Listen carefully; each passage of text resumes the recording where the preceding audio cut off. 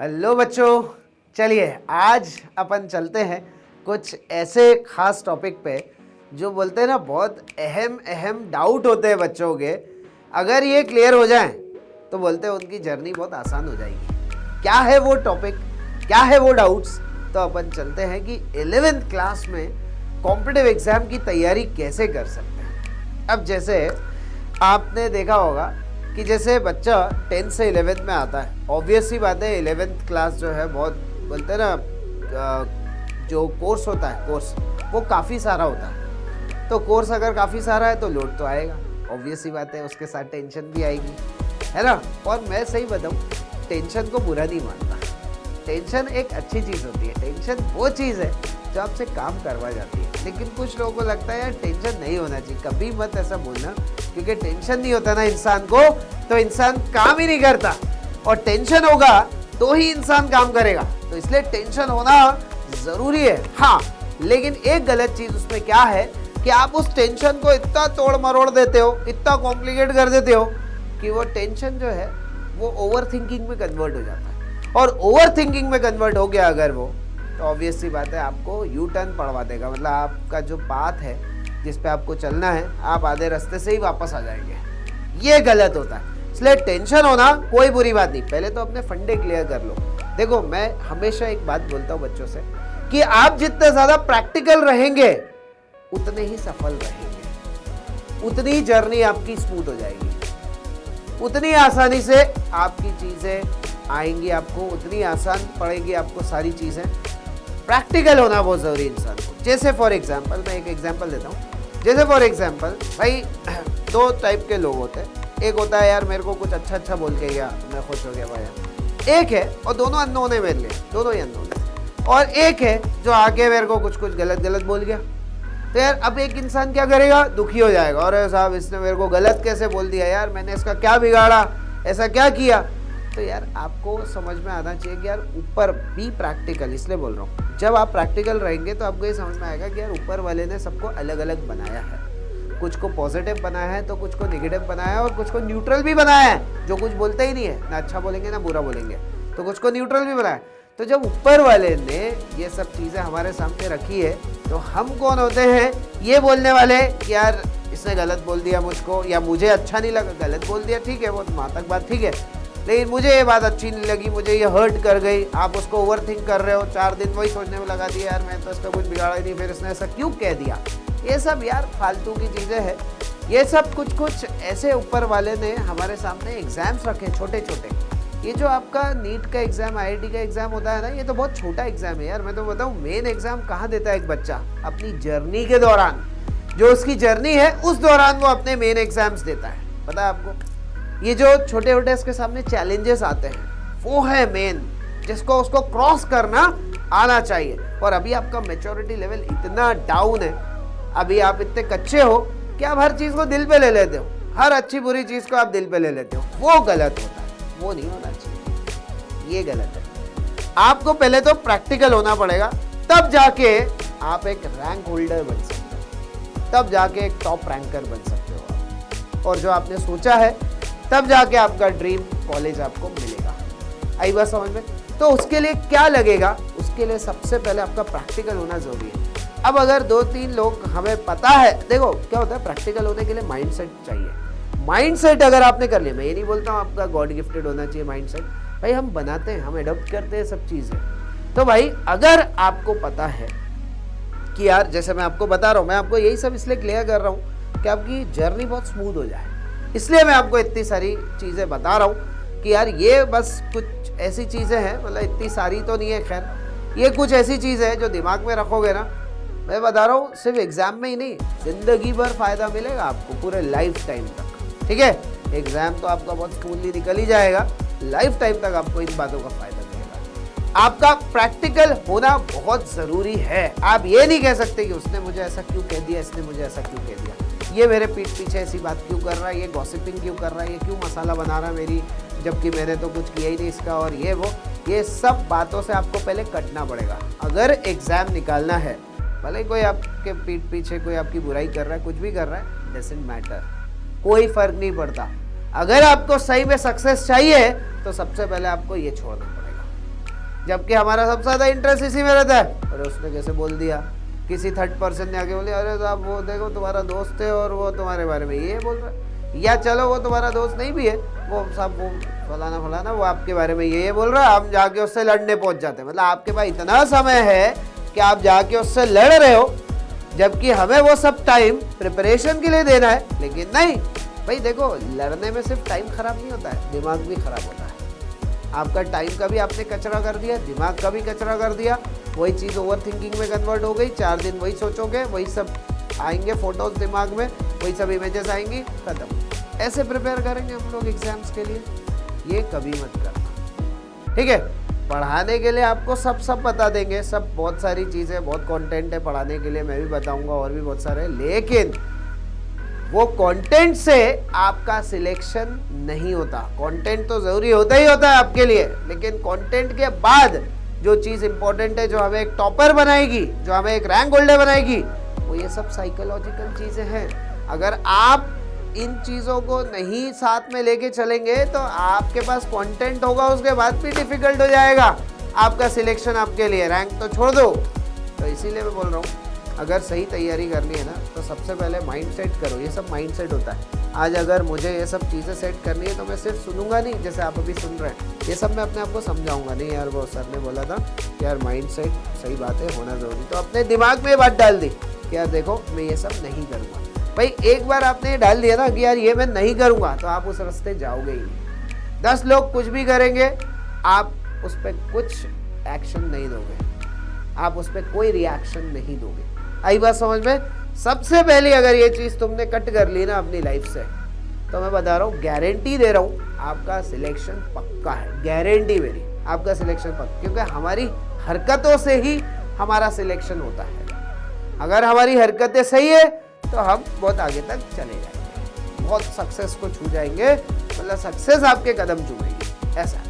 तो इसीलिए आपको ये सब चीज़ें जानना बहुत ज़रूरी है। तो बी प्रैक्टिकल, क्या आया पहले दिमाग में? बी प्रैक्टिकल, सही है।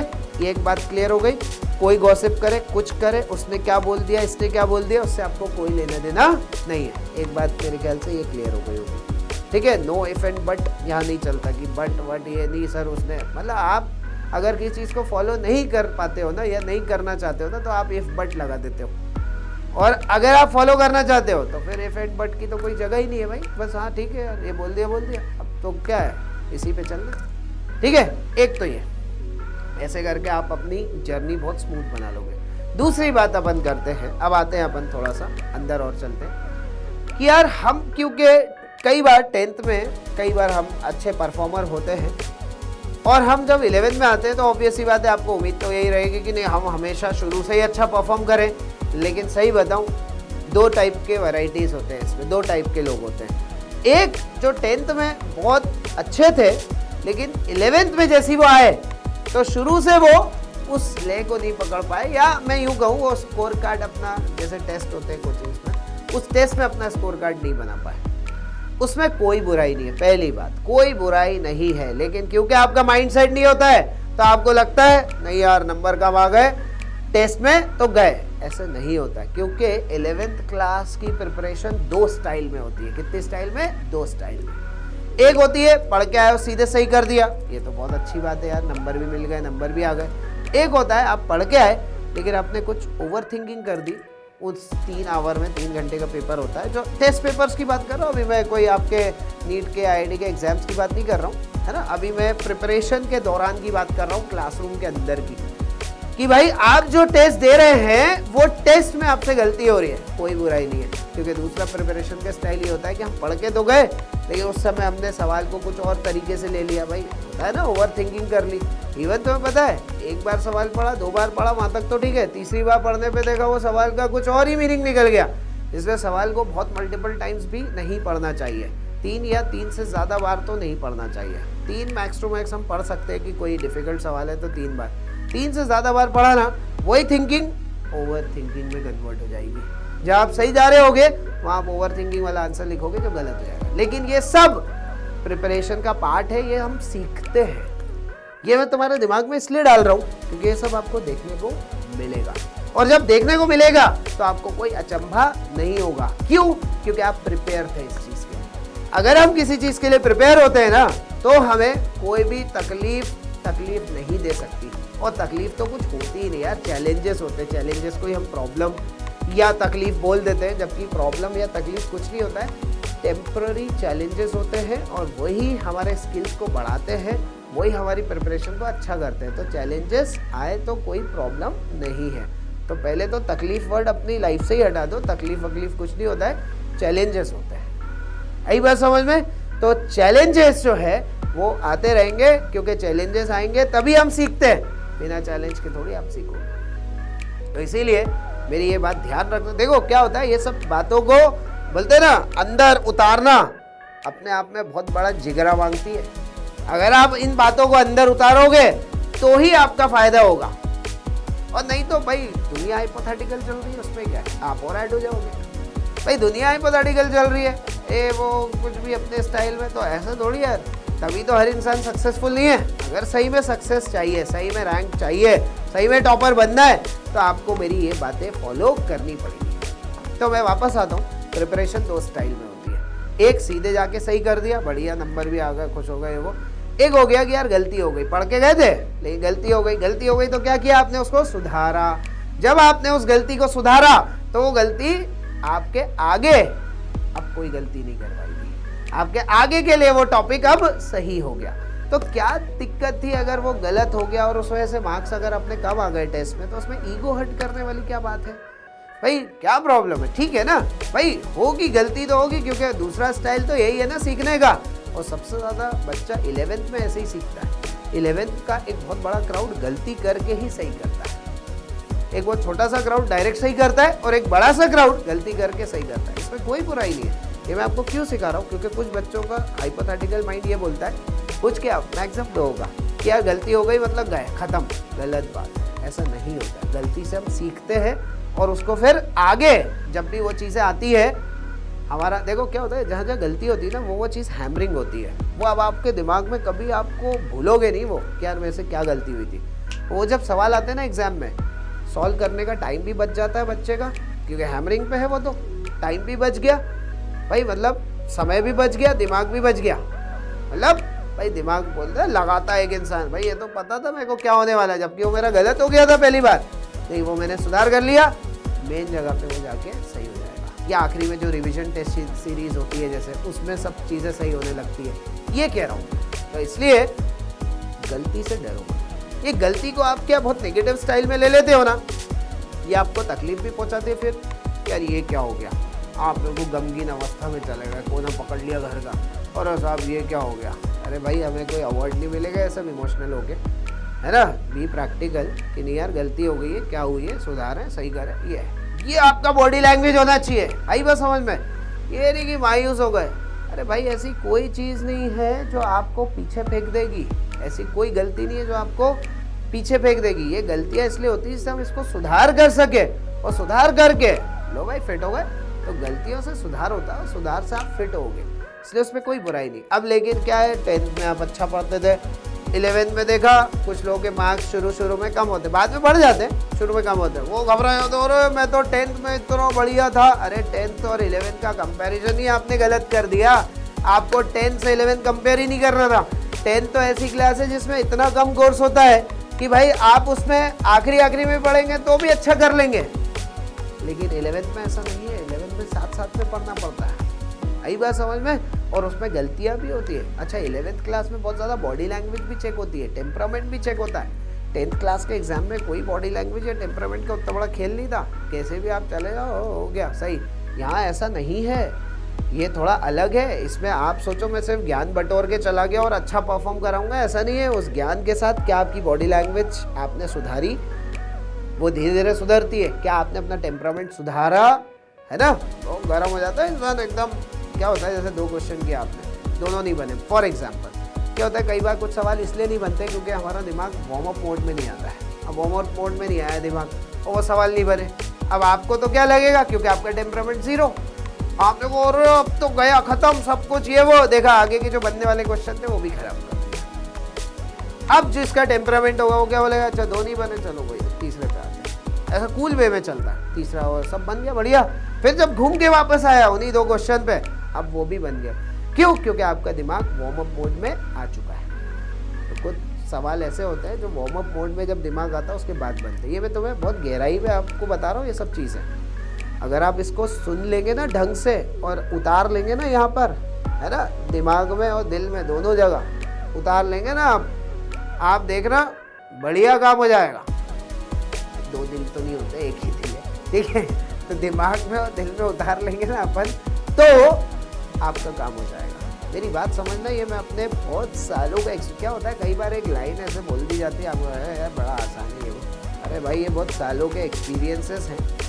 आज 18 साल हो चुके हैं मुझे पढ़ाते पढ़ाते, 19वां साल चल रहा है, ठीक है। तो मैं आपको बता रहा हूँ कि ये बहुत हमारा एक्सपीरियंस है बड़ा, उसी वजह से हम लोग ये सब चीज़ें आपके सामने बता पाते हैं कि लोगों ने इतनी गलतियों के बाद ये सब सीखा है। आप बिना गलती के सीख लो भैया, इससे बड़ी समझदारी और क्या होगी। और ये सीख गए तो ज़िंदगी भर अपने आप को शाबाशी दोगे आप, ये ध्यान रखना, ज़िंदगी भर शाबाशी दोगे आप अपने आप को कि वाह यार ये चीज़ तो मुझे हमेशा काम आ रही है। और एक दिन इंशाल्लाह आप एक रैंक होल्डर, एक टॉपर बन जाएंगे। तो यही सब कुछ खासियत होती है टॉपर बनने के लिए। तो बस मेरा अभी कहना इतना है कि अभी आप देखो धीरे धीरे पॉइंट्स पे काम करना। मैं एक साथ सारे बता दूं, देखा कुछ भी नहीं आया दिमाग में, इसलिए अपन धीरे धीरे करके, है ना, चीज़ों को समझाएंगे। लेकिन जो बहुत बड़ी चीज़ें थी वो मैंने आपके सामने रख दी। एक था सबसे पहला, याद होगा आपको, है ना, कि आप जो है टेंशन को ओवर थिंकिंग में कन्वर्ट ना करें। और प्रिपरेशन 2 स्टाइल में होती है, ठीक है ना। गलत करके सबसे ज़्यादा प्रिपरेशन होती है 11th क्लास की, उसमें कोई बुराई नहीं है। ये मैं आपको प्रैक्टिकल बता रहा हूँ। अभी मैं हवा में बात कर रहा होता आपसे, अभी बोल देता नहीं ये भी गलत है, ये भी गलत है, और मैं तुम्हारे स्टाइल में ही चलता, जबकि जो सही तरीका है वो मैंने आपको बता दिया है। और मैंने कहा ना, तीसरी एक चीज़ जो सेकेंड से ही रिलेटेड है, ईगो नहीं आना चाहिए यार। क्योंकि 10th की वजह से क्या हुआ, 10th में आप अच्छे थे, आपका ईगो डेवलप हो गया और मैं तो बहुत अच्छा देखा 11th में भाई, क्योंकि चीज़ें सीख रहे हैं तो कई बार क्या टेस्ट में मार्क्स ड्रॉप हो जाते हैं, आपका ईगो हर्ट हो गया। और मेरे साथ क्या हो गया, 10th में तो मैं बहुत बढ़िया था, फालतू इशू बना कि भाई 10th में मैं अच्छा था, 11th में ये क्या हो गया। अरे भाई 10th को 11th से कंपेयर करना बहुत बड़ा गुनाह है, ये मत करना। मतलब आप अगर 10th को 11th से कंपेयर कर रहे हो ना, इसका मतलब बहुत ज़्यादा हाइपोथेटिकल चल रहे हो आप, बहुत ज़्यादा इम्प्रैक्टिकल चल रहे हो आप। ये कभी मत करना आप, ये चीज़ ध्यान रखना मेरी इस बात को, हाँ कभी ये गलती मत करना। तो ये क्या है, कंपैरिजन वाली गलतियाँ बहुत बेकार होती हैं। तो इसलिए आप ये 2 चीज़ें करें या 3 चीज़ें करें और मैं बता रहा हूँ आपकी जर्नी बहुत स्मूथ हो जाएगी। बाकी कंटेंट वाइज तो आपको मैं इसमें भी आगे वीडियो में भी बता दूंगा, लेकिन कंटेंट वाइज तो आपको क्लास में भी बताया जाता है कि भाई ये पढ़ाया जाता है लाइन से कि ये टॉपिक्स आपको प्रिपेयर करने हैं, ठीक है। मैं आपको बता रहा हूँ टॉपिक्स का प्रिपरेशन आसान कैसे होगा, इन्हीं बातों से होगा। आई बात समझ में, इन्हीं चीज़ों से होता है, ठीक है। और मैं एक चीज़ बताता हूँ आखिरी, 11th में अगर आपने पढ़ाई कर ली ना, मैं गारंटी दे रहा हूँ, मैं ये नहीं बोल रहा हूँ कि 11th में आपके मार्क्स शुरू में बहुत अच्छे आने चाहिए, मैं कह रहा हूँ पढ़ाई कर ली तो भाई, पढ़ाई करेंगे, टेस्ट देंगे, कई बार नंबर कम आते हैं, मैंने कहा ना सीखते हैं उससे। अच्छा क्योंकि टेस्ट गलत हो गया तो उसके बाद ऐसा थोड़ी आप टेस्ट देख नहीं रहो, घर जाता है बच्चा एनालिसिस करता है, उसको ठीक करता है, अच्छा ये गलती हो गई, हाँ समझ में भी आता है क्योंकि उसको पढ़ के गया था, कुछ ओवर थिंकिंग वजह से गलत हो गया, वो उसको सही कर लेता है, सही करने के बाद हाँ चलो डन, अब सही हो गया, वो वहाँ आगे के लिए फिट हो गया। सही है कि नहीं। तो कुल मिला के ये सब गलती का सुधार करते हुए चलना ही अपना सबसे मेन मकसद होना चाहिए।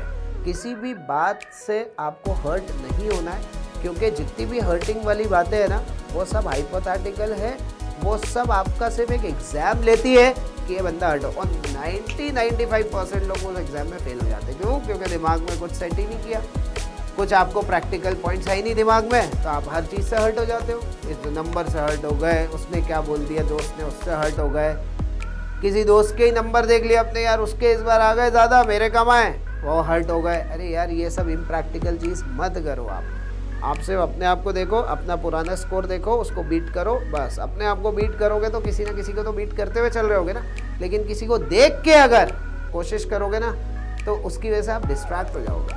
सबसे पहले तो एक जेलसी आ जाएगी, यार ये आया कैसे लगता आगे, ये मेरे से आगे निकल कैसे गया, ये सब भावनाएं आने लगती है। तो पढ़ाई वढ़ाई छोड़ के ये सब सोचने लग जाते हैं, ओवर थिंकिंग का कारण बनती है। बिना ओवर थिंकिंग के आप चाहते हो जल्दी जल्दी सक्सेस करना, तो अपने पुराने को देखो, अपने पुराने को बीट करो, नया उसके ऊपर अच्छा अपन ने रखा, फिर उसको अपन बीट करेंगे तो कोई ना कोई बीट हो ही रहा होगा। तो पुराने अपने मार्क्स जो होते हैं उनको बीट करो, तो बस अपना बड़ी बोलते ना बहुत तेजी से अपन को ग्रोथ मिलती है। अगर फास्ट ग्रोथ चाहिए तो अपने ही मार्क्स को देखो और उसी को बीट करो, तो कोई ना कोई को आप बीट कर रहे होगे और आप बहुत जल्दी से टॉप पे आ जाएंगे। आई बात समझ बच्चों?